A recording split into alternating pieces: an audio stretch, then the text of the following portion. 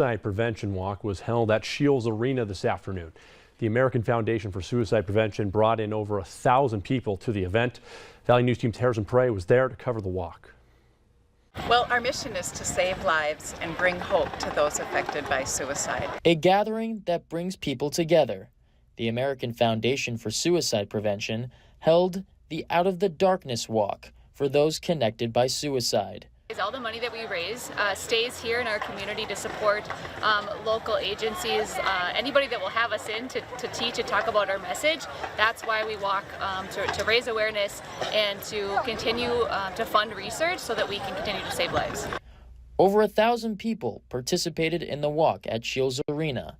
We line the sidewalks, and there's power in numbers. Each participant with their own story.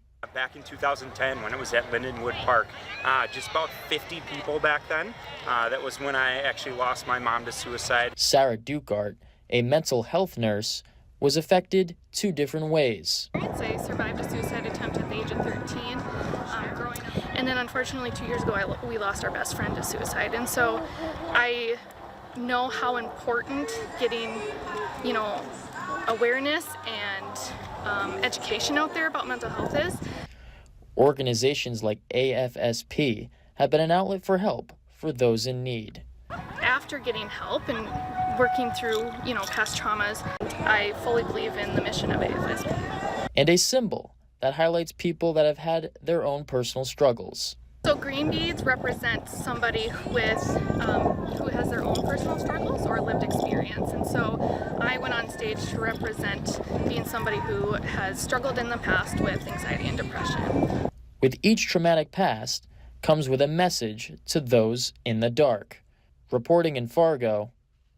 There's somebody who cares, and you matter, and always reach out to somebody and let somebody know how you're doing.